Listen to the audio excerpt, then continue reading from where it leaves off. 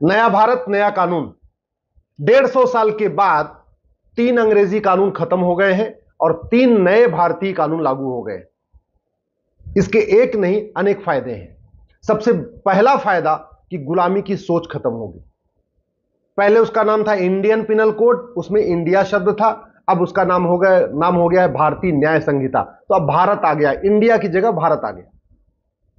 पहले वाले कानून का नाम था इंडियन एविडेंस एक्ट, नए वाले का नाम है भारतीय साक्ष्य संहिता। तो वो भी इंडिया गया, भारत आ गया। आम आदमी के लिए इसमें बहुत फायदे हैं। पहली बात तो ये कि जहां आपके साथ अपराध हुआ है वहीं जाके एफआईआर कराना जरूरी नहीं है। जैसे मान लीजिए आप बंगाल में थे, वहां आपके साथ कुछ मारपीट हो गई, अब वहां से आप भागे, वहां आपके पास डर के मारे इतनी हिम्मत नहीं पड़ी कि आप वहां एफआईआर करा सको। तो आप दिल्ली आ जाओ और दिल्ली में जाके एफआईआर करा दो कि बंगाल के इस थाने में इस स्थान पे आपके साथ ये हुआ है, आपकी एफआईआर रजिस्टर हो जाएगी। दूसरा फायदा, ये एफआईआर लिखने की एक टाइमलाइन फिक्स हो गई है। तीसरा फायदा, पुलिस की जांच कंप्लीट करने की भी टाइमलाइन फिक्स हो गई है। चौथा फायदा, जब चार्जशीट कोर्ट में फाइल हो जाएगी तो 60 दिन के अंदर मजिस्ट्रेट के लिए, जज के लिए चार्ज फ्रेम करना अनिवार्य होगा। देखिए क्रिमिनल लॉ कैसे चलता है। सबसे पहले शिकायत की जाती है, शिकायत करने के बाद पुलिस उसकी देखती है कि शिकायत ठीक है या नहीं है, थोड़ा एक प्राइमा फेसी उसकी जांच करती है, फिर वो एफआईआर लिख देती है। एफआईआर के बाद जांच होती है, फिर वो चार्जशीट बनती है, वो चार्जशीट फाइल की जाती है। उसके बाद मजिस्ट्रेट उस पर सुनवाई करते हैं, एक दो सुनवाई करने के बाद चार्ज फ्रेम करते हैं। तो अब इस सभी चार के चारों प्रोसेस का टाइम फिक्स हो गया। एफआईआर करने की टाइम फिक्स, जांच करने की टाइम फिक्स, चार्जशीट फाइल करने की टाइम फिक्स, और जज के द्वारा भी चार्ज फ्रेम करने का टाइम फिक्स हो गया। इसके अलावा जो सबसे इंपॉर्टेंट है, जब पूरी बहस पूरी हो गई तो कई बार ऐसा भी देखा जाता है, बहस पूरी हो जाती है, जज साहब जो है उस मुकदमे को 6 महीने बाद उसका फैसला सुनाते हैं। उसकी भी टाइम फिक्स हो गई है कि सुनवाई के 60 दिन के अंदर आपको मुकदमे का 45 सुनवाई कंप्लीट करने के 45 दिन के अंदर आपको फैसला सुनाना ही सुनाना है। तो आप, मुझे ऐसे लग रहा है कि इस पूरे के पूरे अगर आप इसका स्ट्रक्चर देखें तीनों कानूनों का, तो हम धीरे धीरे जस्टिस विद इन ईयर की तरफ आगे बढ़ रहे हैं। मैं ये नहीं कह रहा हूं कि ये 3 कानून लागू होते ही 1 साल के अंदर मुकदमों का फैसला शुरू हो जाएगा, लेकिन मैं ये कह रहा हूं इन तीनों कानूनों के बाद 1 साल के अंदर जो फैसला होना चाहिए उसकी तरफ हम आप आगे बढ़ चुके हैं। इसमें स्नैचिंग को बहुत सीरियस ऑफेंस बना दिया है। आप देखते रहते हैं चेन स्नैचिंग होती रहती है, मोबाइल स्नैचिंग होती रहती है, आए दिन झपट्टा मारी चलती रहती है, उसको गंभीर अपराध बना दिया है। आतंकवाद को इसमें शामिल कर लिया है, पहले उसमें नहीं था। पहले आईपीसी में राजद्रोह था, देशद्रोह नहीं था। यानी शासन की बुराई करना, शासन के खिलाफ कुछ करना अपराध था, लेकिन देश के खिलाफ कुछ करना अपराध नहीं था। अब उल्टा हो गया, शासन के खिलाफ आप कुछ भी करिए कोई फर्क नहीं पड़ेगा, लेकिन अगर आपने देश के खिलाफ कुछ किया तो गंभीर अपराध माना जाएगा। तो अब राजद्रोह की जगह देशद्रोह आ गया है। अच्छी बात यह है कि अगर आप देश के बाहर बैठ के कुछ करते हैं तो भी आपको यहां घसीटा जा सकता है। आप भारत के अंदर से भारत के खिलाफ कुछ करिए या भारत के बाहर बैठ के पन्नू जैसे या खालिस्तानी तरीके कुछ करिए, तो भी आपके खिलाफ यह मुकदमा यहीं दर्ज हो जाएगा और ये जो भारतीय न्याय संहिता है उसमें इसको शामिल कर लिया गया।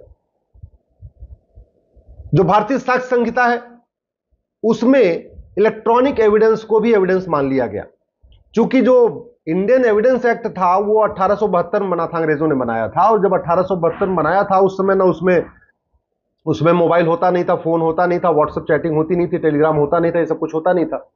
तो इलेक्ट्रॉनिक एविडेंस को इंडियन एविडेंस एक्ट में एविडेंस नहीं माना जाता था। लेकिन अब नई वाली जो भारतीय साक्ष्य संहिता है इसमें सारे इलेक्ट्रॉनिक एविडेंस को भी एविडेंस माना जाएगा। आपने व्हाट्सएप चैटिंग किया, आपने एसएमएस के जरिए चैटिंग किया, आपने फोन के जरिए चैटिंग किया, चाहे आपने व्हाट्सएप कॉल के जरिए चैटिंग किया, टेलीग्राम कॉल करके चैटिंग किया, या कोई और ऐप यूज करके चैटिंग किया, या ईमेल के जरिए चैटिंग किया, या इंस्टाग्राम के जरिए चैटिंग किया, सारे के सारे इलेक्ट्रॉनिक जो कम्युनिकेशन है माध्यम, वो सब के सब एविडेंस माने जाएंगे। तो इससे भी सजा दिलवाने में काफी मदद मिलेगी। पहले क्या होता था, बहुत सारे गंभीर अपराधों में सबूत के अभाव में बरी हो जाते थे, क्योंकि इलेक्ट्रॉनिक वो हाई टेक्नोलॉजी यूज करते थे, उसको एविडेंस माना नहीं जाता था। तो बहुत सारे अब नक्सली, आतंकवादी, अलगाववादी, कट्टरपंथी, जिहादी, ये सब के सब सबूत के अभाव में बरी हो जाते थे, पुलिस सबूत नहीं दे पाती थी। इलेक्ट्रॉनिक एविडेंस होता था, इसके बावजूद भी वो सबूत के अभाव में बरी होते थे, क्योंकि इलेक्ट्रॉनिक एविडेंस को एविडेंस माना नहीं जाता था। अब क्या होगा, इलेक्ट्रॉनिक एविडेंस को एविडेंस माना जाएगा। इसलिए मेरा यह मानना है कि जो अब सजा का रेट डबल हो जाएगा। पहले कुछ राज्यों में सजा 10% होती थी, यानी अगर 100 एफआईआर होता था तो केवल 10 लोगों को सजा होती थी, 90 लोग बाइज्जत बरी हो जाते थे। कुछ राज्यों में ऐसा भी है कि 100 एफआईआर होता है तो 50 लोगों को सजा होती है, 50 लोग बरी हो जाते हैं। मेरा यह मानना है कि जहां 10% सजा होती थी अब वो 20% हो जाएगी, जहां 20% सजा होती थी वो 40% हो जाएगी। सजा का रेट डबल हो जाएगा। लेकिन इसमें और भी कुछ करने की जरूरत है। जो 3 नए कानून आए हैं, इसमें झूठ बोलने को गंभीर अपराध घोषित नहीं किया गया है, झूठी शिकायत को गंभीर अपराध घोषित नहीं किया गया है, झूठी गवाही को गंभीर अपराध घोषित नहीं किया गया है, झूठे हलफनामा को गंभीर अपराध घोषित नहीं किया गया। यानी मान लीजिए कोई बलात्कार का झूठा मुकदमा दर्ज कराता है, छेड़छाड़ का झूठा मुकदमा दर्ज कराता है, SC/ST एक्ट का झूठा मुकदमा दर्ज कराता है, तो उसको कोई सजा नहीं होगी। तो जो मिसयूज है वो चलता रहेगा। फायदे अनेक हैं, लेकिन जो कानून का मिसयूज हो रहा था, दहेज का झूठा मुकदमा, छेड़छाड़ का झूठा मुकदमा, बलात्कार का झूठा मुकदमा, SC/ST एक्ट का झूठा मुकदमा, उसके लिए इस कानून में कोई प्रावधान नहीं है। इसलिए मैं सरकार से निवेदन करता हूं, झूठी शिकायत, झूठा मुकदमा, झूठी जांच, झूठी गवाही, झूठी चार्जशीट, इसको भी गंभीर अपराध घोषित करें। दूसरा, झूठ पकड़ने के लिए नार्को पॉलीग्राफ ब्रेन मैपिंग को मैंडेटरी करें, अनिवार्य करें, उसको भी एविडेंस माना जाए। नार्को पॉलीग्राफ ब्रेन मैपिंग को, जितने व्हाट्सएप वगैरह तो अब मान लिया गया, लेकिन अभी न तो झूठ पकड़ने के लिए नार्को पॉलीग्राफ ब्रेन मैपिंग अनिवार्य किया गया है, और बाय द वे अगर मान लीजिए पुलिस कैसे भी करके ऑर्डर कर भी लेती है, उसको एविडेंस नहीं माना जाएगा, उसको एविडेंस मानना जरूरी है।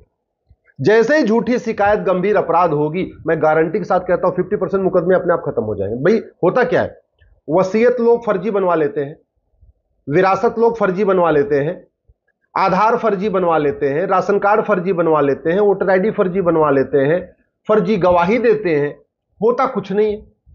तो जब यह गंभीर अपराध हो जाएगा, फर्जी डॉक्यूमेंट बनवाना गंभीर, भाई जितने घुसपैठी आते हैं भारत में वो यही तो करते हैं, झूठा आधार बनवाते हैं, फर्जी आधार, फर्जी राशन कार्ड, फर्जी ड्राइविंग लाइसेंस, फर्जी वोटर आईडी, सब कुछ बनवा लेते हैं। लेकिन उस फर्जी वाले के खिलाफ इसमें कोई धारा नहीं है। तो मैं सरकार से यह भी निवेदन करता हूं, फर्जी डॉक्यूमेंट क्रिएट करने के लिए आप 10 से 20 साल सजा का प्रावधान करिए, गंभीर अपराध घोषित करिए। झूठ बोलने को भी गंभीर अपराध, झूठी गवाही को भी गंभीर अपराध, झूठे एफआईआर को भी गंभीर अपराध घोषित करिए। जो पुलिस वाले झूठी जांच करते हैं उसको गंभीर अपराध घोषित करिए। कई बार जज झूठा फैसला दे देते हैं, गलत फैसला देते हैं, उसको भी गंभीर अपराध घोषित करिए। और सबसे इंपॉर्टेंट, झूठ पकड़ने के लिए नार्को पॉलीग्राफ ब्रेन मैपिंग कानून बनाइए। और जो अभी भी बहुत सारे अपराधों के लिए अलग अलग कानून चल रहे हैं, उसको अब मर्ज करने की जरूरत है। एक देश एक न्याय संहिता, one nation one judicial code. Bharatiya Nyaya संहिता जो बनी है, इसमें आतंकवाद को शामिल कर लिया, रेप वाला जो पॉक्सो वाला केस था उसको भी इसमें शामिल कर लिया है, साइबर क्राइम को भी शामिल कर लिया है। लेकिन अभी भी कम से कम 50 और कानून अलग से चल रहे हैं। घूसखोरी का अलग कानून, जमाखोरी का अलग कानून, मुनाफाखोरी का अलग कानून, मिलावटखोरी का अलग कानून, कालाबाजारी का अलग कानून, धर्मांतरण का अलग कानून, घुसपैठ का महाघटिया कानून 1946 वाला फॉरेनर एक्ट। उन सबको मर्ज करके एक one nation one penal code, one nation one police code, one nation one judicial code, ये अगर बना दिया जाए तो जस्टिस विद इन ईयर शुरू हो जाएगा। मेरा ये मानना है, जैसे ये 3 नए कानून बने हैं, ऐसे बहुत जल्द ही 1861 का जो पुलिस एक्ट है उसको भी खत्म कर दिया जाए और 1861 के पुलिस एक्ट की जगह एक नया कानून लाया जाए, भारतीय पुलिस संहिता।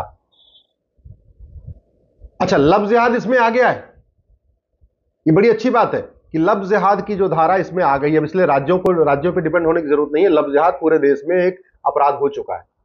लेकिन पूरे देश में घुसपैठ अभी अपराध नहीं हुई, घुसपैठ इसमें शामिल नहीं है। तो मैं सरकार से कहूंगा, इसी भारतीय न्याय संहिता में एक चैप्टर डालिए, ऑफेंस रिलेटिंग टू इन्फिल्ट्रेशन, और घुसपैठियों और उनके मददगारों की 100% प्रॉपर्टी जब्त करने, नागरिकता खत्म करने, आजीवन कारावास देने के लिए प्रावधान करिए। दूसरा, इसमें धार्मिक भावना आहत करना तो अपराध है नई वाली भारतीय न्याय संहिता में, लेकिन झूठ बोल के, लालच देके, धोखा देके धर्मांतरण कराना अपराध नहीं। तो मैं सरकार से भी निवेदन करता हूं, जो ऑफेंस रिलेटिंग टू रिलीजन है उसी में 2 नई धारा जोड़ दीजिए, और साम दाम दंड भेद द्वारा धर्मांतरण कराने को गंभीर अपराध घोषित करिए। धर्मांतरण कराने वाले मिशनरियों और जिहादियों की 100% संपत्ति जब्त करने, उनके मददगारों की, क्योंकि जो धर्मांतरण होता है ऑर्गेनाइज क्राइम होता है, उनके मददगारों की भी प्रॉपर्टी जब्त करने, उनकी नागरिकता खत्म करने और आजीवन कारावास देने का प्रावधान करिए। सरकार से मैं यह भी निवेदन कर रहा हूं, इस कानून में जो लैंड जिहाद चल रहा है, जो सड़क के किनारे, रेलवे के किनारे जगह जगह अवैध निर्माण हो रहा है, उस पर गंभीर अपराध नहीं है। तो एक लैंड जो अवैध निर्माण किया जाता है सार्वजनिक स्थानों पे, पार्क में, सड़क किनारे, हाईवे किनारे, रेलवे किनारे, उस पे लिए भी एक चैप्टर इसमें डाल दिया जाए। देखिए उत्तराखंड में हो रहा है, हिमाचल में हो रहा है, पूरे देश में अवैध निर्माण बहुत तेजी के साथ हो रहा है, उसके लिए भी एक चैप्टर हो जाए। और भी जितने भी हमारे भारत और भारत की संस्कृति के लिए बड़े खतरे हैं, जैसे इसमें हथियारों के लिए, अवैध जो हथियारों की सप्लाई होती है, हथियार बनाए जाते हैं, उसके लिए एक चैप्टर नहीं है। तो मेरा यह मानना है कि जो हथियार तस्करी होती है उसको भी इसी भारतीय न्याय संहिता में शामिल कर लेना चाहिए। हमारी यंग जनरेशन बर्बाद हो रही है नशे के कारण, सारे स्कूल कॉलेज में नशे, ड्रग स्मगलर ने अपना नेटवर्क फैला दिया है। तो एक ऑफेंस रिलेटिंग टू ड्रग्स, नशा तस्करी का भी एक चैप्टर इसमें शामिल कर लिया जाए। मेरा कहने का मतलब अब अलग अलग कानूनों को सबको इसमें शामिल करके एक one nation one penal code बना दिया जाए, one nation one judicial code बना दिया जाए, one nation one police code बना दिया जाए। तो आने वाले टाइम में जस्टिस विद इन ईयर शुरू हो जाएगा, यानी डिस्ट्रिक्ट कोर्ट में भी 1 साल में फैसला होगा, हाई कोर्ट में भी 1 साल में फैसला होगा, सुप्रीम कोर्ट में भी 1 साल में फैसला होगा, तहसील में भी 1 साल में फैसला होगा। और सबसे बड़ी बात ये जो झूठी शिकायत होती है, झूठी गवाही होती है, झूठे मुकदमे के कारण लाखों लोग परेशान हैं, ड्रग स्मगलिंग के कारण लाखों लोग परेशान हैं, ह्यूमन ट्रैफिकिंग के कारण लाखों लोग परेशान हैं, उस पर बहुत कुछ लगाम लगेगी।